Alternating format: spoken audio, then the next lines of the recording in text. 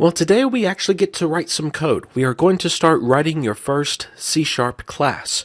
Now, we will not finish it today, but we will at least start it and work on it over the course of the next few days. Now, we can create a C# code file very easily. All we have to do is right-click where we want to put that file. In this case, it's going to be our project, but if we had a folder within our project, we could just right-click on our folder. But we don't have one, at least yet. We will add one today. And then we can go to add, and then from these options, we could choose new item, and that will give us a dialog box that will list everything, and then we can pick what type of code file that we want. But if we go down to class, that just is a shortcut. It pulls up the same dialog box, but it defaults to class. Now, we usually always want to put a single class inside of its own code file. That just makes things a little bit easier to maintain, especially with a project with many, many different classes. But we can define a class just basically anywhere that we want, as long as it is a C# code file and as long as it's not within another class's method. But we can define a class inside of a class if we wanted to. But we're not going to worry with anything like that today. We are just going to create a simple class. So I'm going to choose class here. And you can see that class is automatically defaulted, and it's automatically giving us a name for our code file. We want to name our code file to match the name of the class, and we are going to write a class called person to represent an individual person.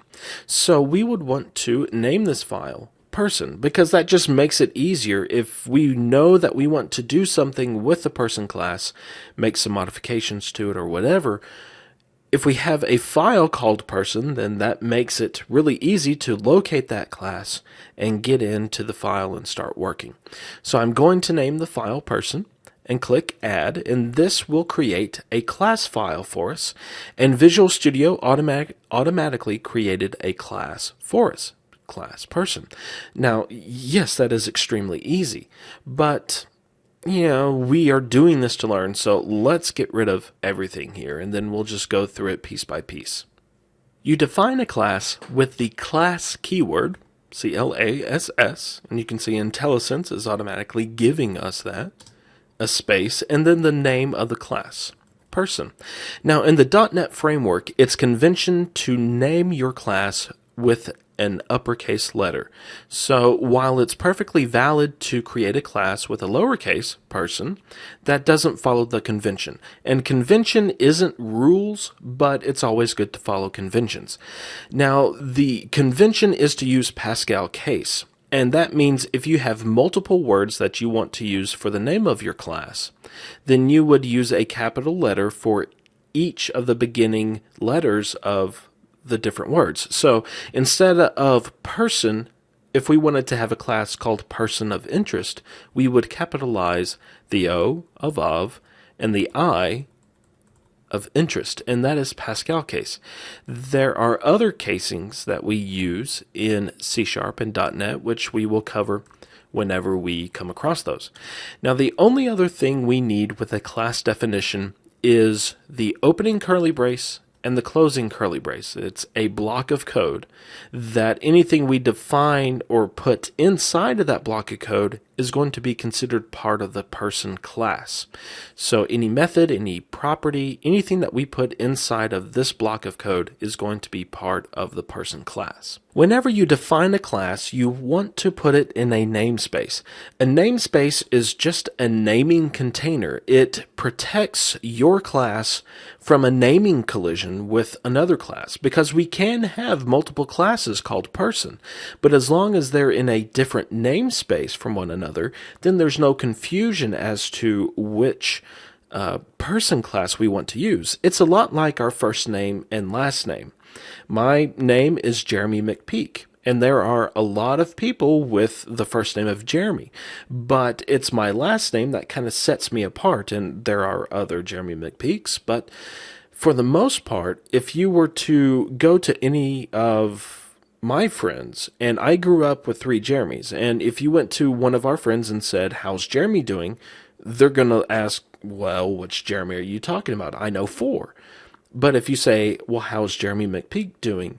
Then that person knows, hey, I know who you're talking about. I'm going to answer your question. So a namespace is just a way that we can prevent naming collisions with other classes of the same name.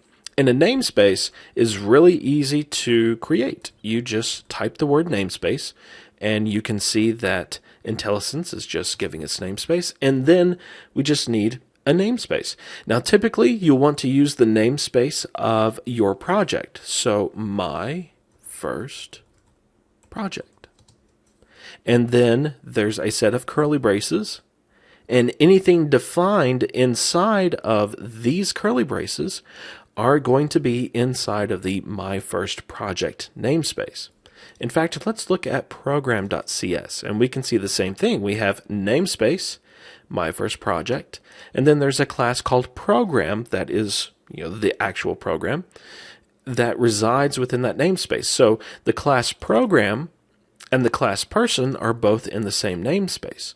So we can actually go ahead and create a person object.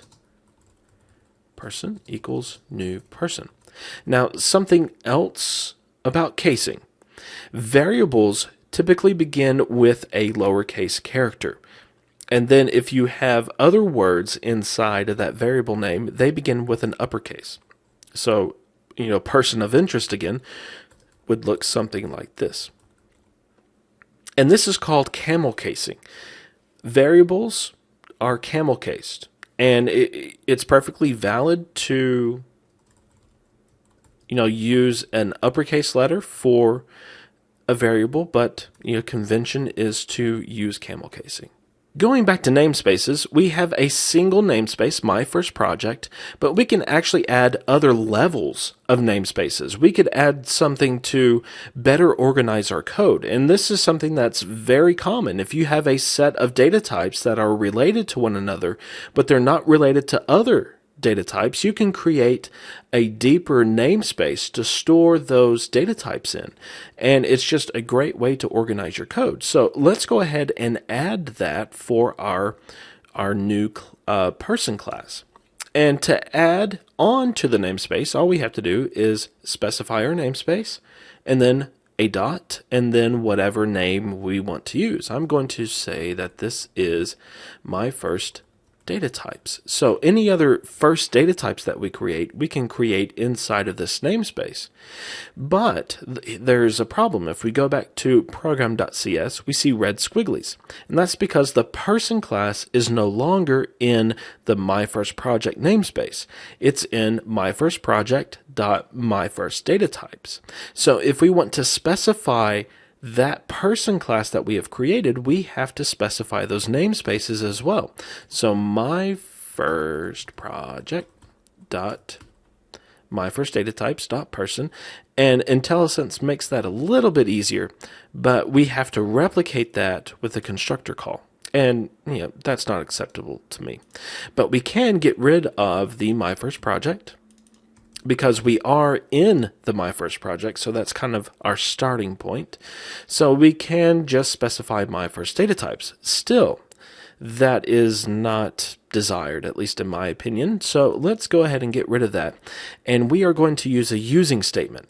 Now, I'm sure you have noticed these using statements and wondered what they do. It basically says, I want to use this namespace. Well, I want to use the data types within this namespace without ever specifying this namespace ever again. So to do a using statement, you just use using and then whatever namespace that you basically want to import. And in our case, we do My First Project dot My First Data Types. And then we can see instantly the color coding changes and the red squigglies go away, and we can now access that person class without having to type all of those namespaces. Now there's another way that we can do this. Instead of putting using My First Project dot My First Data Types, we can get rid of the My First Project and stick it inside of the namespace.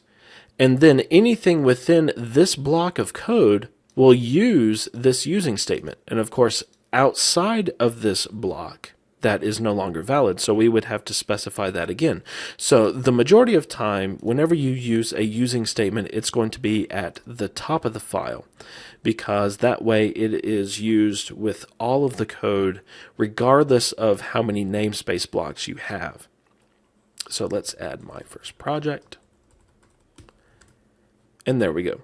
Most of the time, we are not going to write a class from scratch. We are going to add a class file to our project and let Visual Studio create everything needed for that class to survive.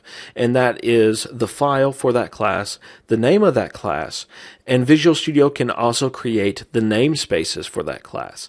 Just like we use namespaces to organize our code, we can use folders to organize our code files, and Visual Studio will pick up on that and generate the namespaces based upon the folders that our files are created in.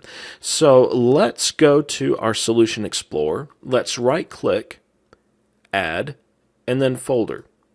And then we are going to create a folder called My First Data Types. Press Enter, and then we will right-click on that folder, Add, Class, Person. And then Visual Studio has created a C# code file for us. It has our class person. It also has the namespace automatically set for us. So we can use folders to organize our code files just like the namespaces organize our code. So there's basically a one-to-one relationship between the code inside of our files and our files on the file system. Now, before we do anything else, we need to get rid of the original person class that we wrote. So let's right-click on that and delete, because we don't want any more confusion whatsoever. And we are going to just call this done for the day. Tomorrow we are going to start adding some methods to our class and a few fields as well, because we need to add some data to our person class. So we will get to have some more fun tomorrow. See you then.